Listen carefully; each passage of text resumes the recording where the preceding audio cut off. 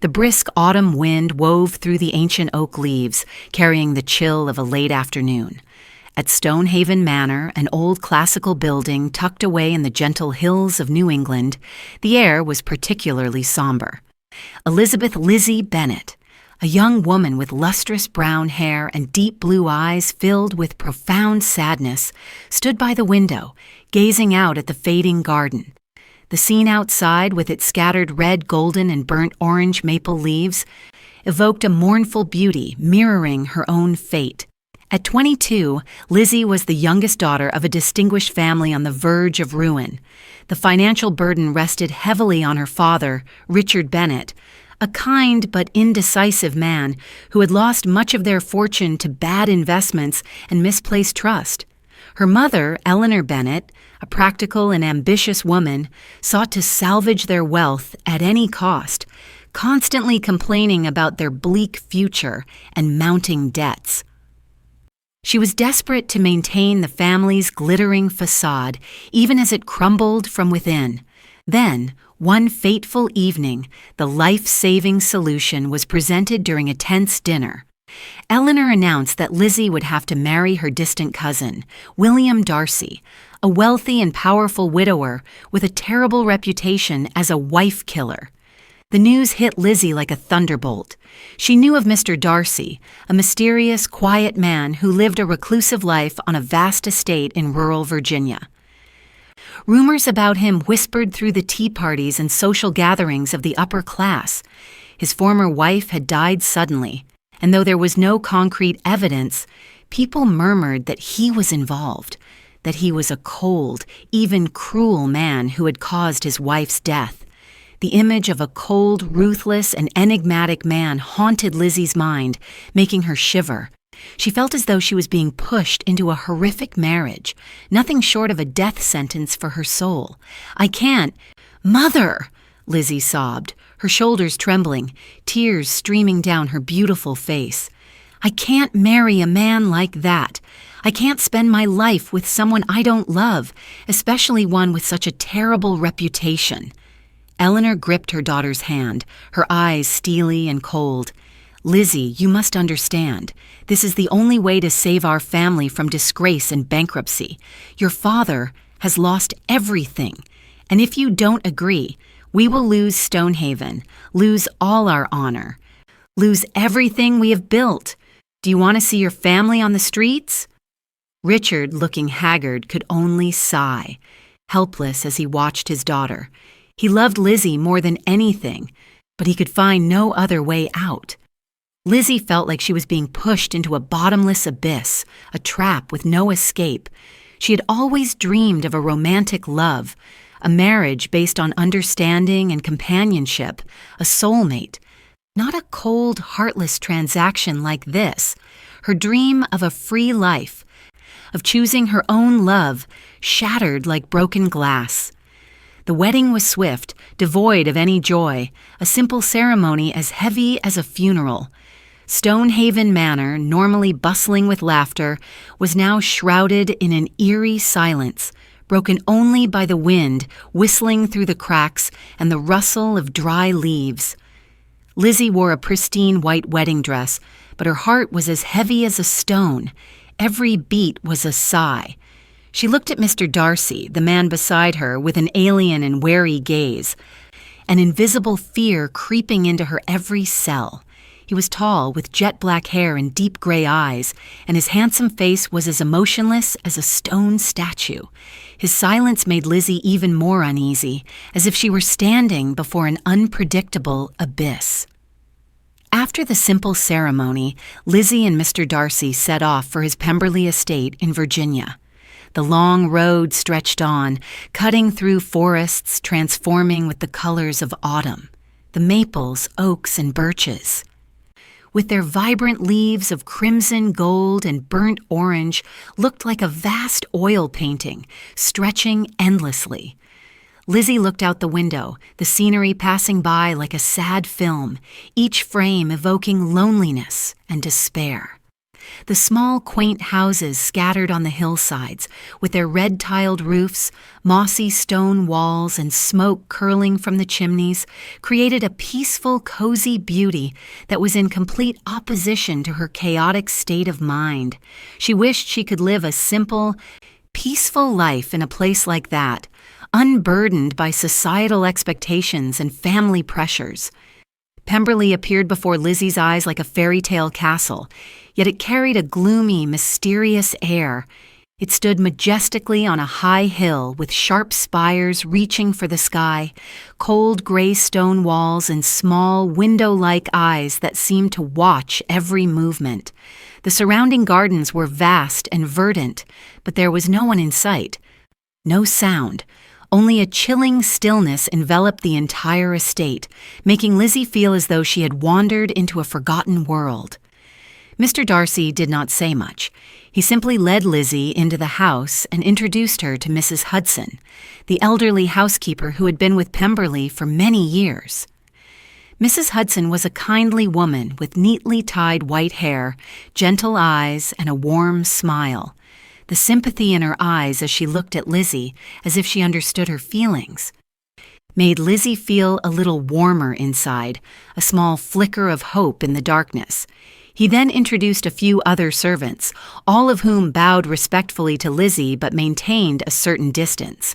The first days at Pemberley passed in suffocating silence and distance. Mr. Darcy spent most of his time in the library or his study, working, with the scratch of his pen and the rustle of turning pages being the only sounds from him. Lizzie was free to explore the vast estate, trying to find some peace for her soul. She walked in the gardens, admiring the multicolored hydrangeas, from pristine white to soft pink and romantic purple, blooming vibrantly under the morning sun, sparkling like jewels. She wandered along the trails covered in golden leaves, listening to the bird song and the gurgling stream, the water hitting the rocks to create a symphony of nature. There was a small waterfall cascading into a clear lake, creating a wild yet captivating scene where she could temporarily forget her harsh reality. Though the natural scenery at Pemberley was breathtaking, Lizzie's heart could not find peace. She always felt an invisible wall between herself and Mr. Darcy, an untouchable distance. He treated her politely and thoughtfully, always ensuring she had everything she needed, but no word or gesture crossed the boundary of social decorum, of a master toward a guest. Lizzie wondered if this marriage was an emotionless prison where she would live out the rest of her life in loneliness and strangeness, with a man she didn't know at all. One evening, as Lizzie was reading in the living room, the warm yellow light shining down on her book, Mr. Darcy unexpectedly appeared. He entered the room quietly, but his presence still startled Lizzie. He sat in the chair opposite her, his gaze fixed on her, his deep eyes like a night sky. Lizzie felt her heart race, a mix of anticipation and anxiety. "Miss Lizzie," he said, his voice deep but still maintaining a certain distance, as if he were trying to keep an invisible boundary.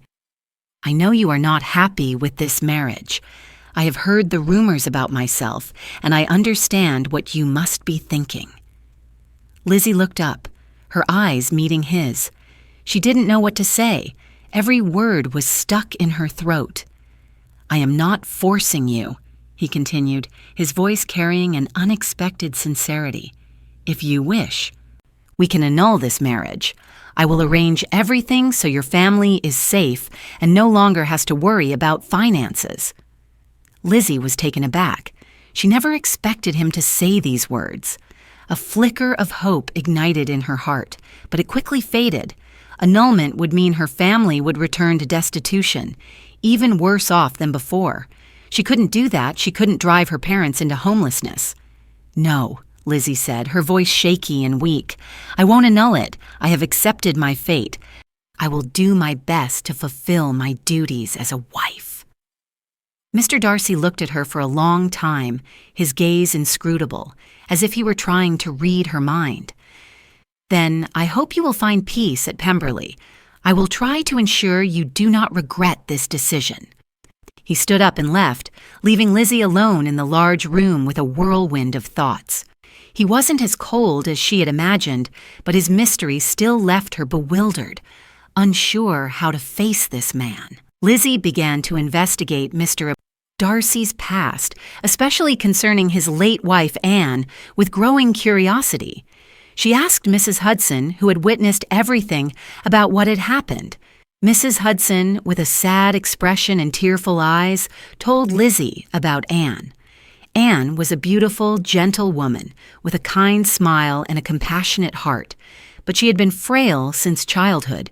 She suffered from a rare, severe illness that slowly sapped her strength, and she passed away after a long, painful struggle. Mrs. Hudson said that Mr. Darcy had loved Anne deeply, dedicating all his love and attention to her. Anne's death had completely devastated him, making him lose his will to live. He became withdrawn, cold and reclusive, to avoid the malicious rumors, the scrutinizing eyes, and the venomous whispers of society. "Mr. Darcy is a good man, Miss Lizzie," Mrs. Hudson said, her eyes welling with tears, her voice trembling. "He loved Mrs. Anne more than his own life. Her death tormented him greatly. He was just too hurt. His heart was broken." Lizzie felt remorse for judging him so quickly, for believing the baseless rumors. She realized that the gossip was nothing more than malicious fabrications, born of people's jealousy and ignorance, and that Mr. Darcy was not the cruel man she had imagined. On the contrary, he was a man in pain, trying to overcome a great loss, a man with a deep wound in his soul. One day, as Lizzie was walking through the large library, with its towering shelves filled with antique books, she found an old diary hidden in a secret drawer of a worn-out desk. It was Anne's diary, written in a graceful, soft script. Lizzie hesitated for a moment, her heart racing, then decided to read, feeling as though she was intruding on a private world.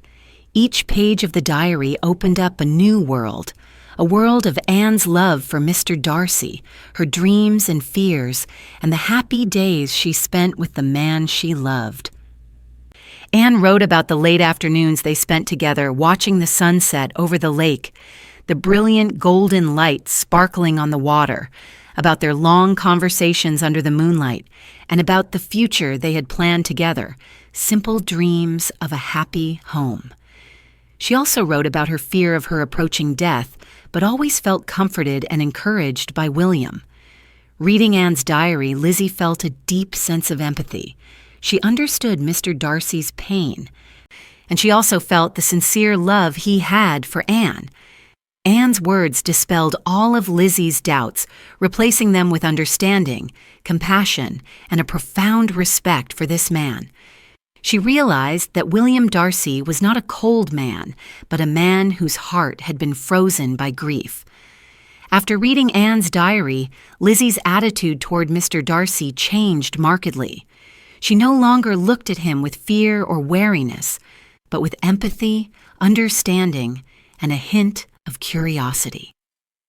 She began to observe him more closely, noticing the small gestures and fleeting expressions on his face that she had never seen before, a furrowed brow in thought, a slight smile when reading, a distant look when gazing out the window. One beautiful morning, as Lizzie was sitting in the garden sketching, the morning sun shining through the leaves, creating sparkling patches of light on the ground, Mr. Darcy unexpectedly appeared. He stood silently behind her, making no sound, simply standing there, watching her draw. Lizzie was startled when she sensed his presence, but she no longer felt the fear she once did. Instead, there was a gentle flutter of unease. "You draw beautifully," he said, his voice deep and warm, breaking the silence. "What are you drawing?" "I'm drawing the hydrangeas," Lizzie replied, pointing to her unfinished sketch. "They are so beautiful, and they remind me of my mother's garden at Stonehaven." Mr. Darcy sat down on the stone bench beside her, keeping a respectable distance. "Do you miss home?" Lizzie nodded, her eyes briefly filled with sadness. I miss my parents, my friends, my old life." "I understand," he said, his eyes distant as if lost in his own memories. "Pemberley can be a lonely place if you are not used to its quietness." Lizzie looked at him, and for the first time she saw a deep sadness in his gray eyes, a sadness she could feel. She realized that he was also lonely and hurting, perhaps even more so than her. This understanding brought them one step closer. From that day on, Mr. Darcy began to spend more time with Lizzie. He no longer hid in the library. He told her about Pemberley, its history, stories about his family, and his childhood memories of the place. He also asked her about her life at Stonehaven, her dreams and her hobbies, listening to her with genuine interest. Lizzie felt more comfortable talking to him. She realized that he was not cold or cruel as the rumors had suggested, but a profound, intelligent, educated man with a warm heart hidden beneath his distant exterior. One afternoon, Mr. Darcy took Lizzie for a walk around the estate. They walked through endless fields of vibrant tulips, from deep purple to soft pink, bright yellow and crimson red, stretching out beneath the majestic snow-capped mountains. The grand and poetic scenery overwhelmed Lizzie. She felt as though she had wandered into a fairy tale world where all sadness disappeared. "This is where I used to come when I was a boy," Mr. Darcy said, his eyes sparkling, a gentle smile on his lips.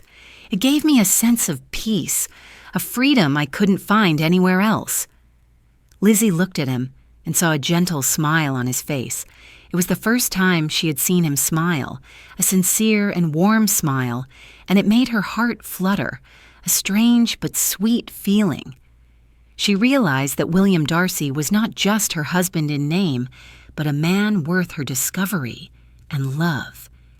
As time passed, Lizzie and Mr. Darcy slowly and naturally grew closer, like two small streams finally merging. They read books together in the library, walked in the garden, and watched the sunset over the lake, where the last light of day stretched across the water, creating a magical scene. Lizzie realized that she was gradually falling in love with Mr. Darcy, loving his true self, the depth, warmth, and sincerity that he had long hidden beneath his cold exterior. The love blossomed gently, naturally, like a flower opening after the rain. One evening, as they sat by the fireplace, the flickering flames illuminating the room, creating a cozy and romantic atmosphere, Mr. Darcy unexpectedly took Lizzie's hand. His hand was warm and strong, making Lizzie feel safe, a feeling she had never had before. "Lizzie," he said, his voice deep and full of emotion, his eyes looking straight into hers, containing all his love and sincerity. I have fallen in love with you. I know this might be sudden, but I can't hide my feelings any longer." Lizzie looked at him, her eyes welling up with tears, her heart pounding erratically. She never expected him to say these words, the very words she had longed to hear. "I know you might not believe me," he continued, his voice trembling slightly. "I know I used to be a cold and distant man, lost in pain and loneliness. But you have changed me. You have brought light back into my life, pulling me out of the darkness of the past. You have taught me how to love again." Lizzie squeezed his hand. "I love you too, William. I was once afraid of you, once thought you were a cruel man. But I was wrong. You are a good man, a man who was hurt.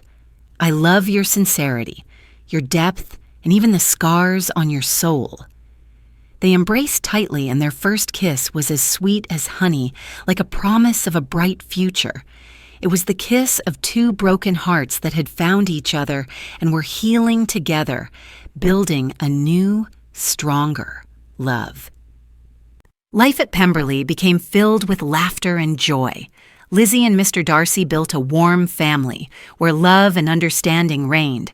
They often hosted picnics and small parties with friends and family, their laughter echoing throughout the estate. Lizzie also invited her parents to visit Pemberley. Richard and Eleanor were delighted to see their daughter so happy, and they gradually came to understand William. realizing he was not at all like the rumors had said. One day, Darcy took Lizzie to a magnificent limestone valley where mushroom-shaped and pointed rock formations reached for the sky, creating a surreal scene, as if from a fairy tale. Dozens of colorful hot air balloons, from fiery red and bright yellow to deep blue and navy, floated in the sky, creating a vibrant and unforgettable tableau. "I wanted to bring you here," Mr. Darcy said, holding Lizzie close, his eyes sparkling with happiness. "This place gives me a sense of freedom, unburdened by the past or prejudices.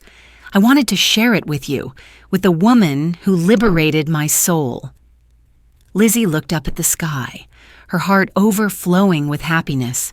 She knew she had found the true love of her life, a love that not only healed her own wounds, but also helped her find the meaning of a colorful and joyful life.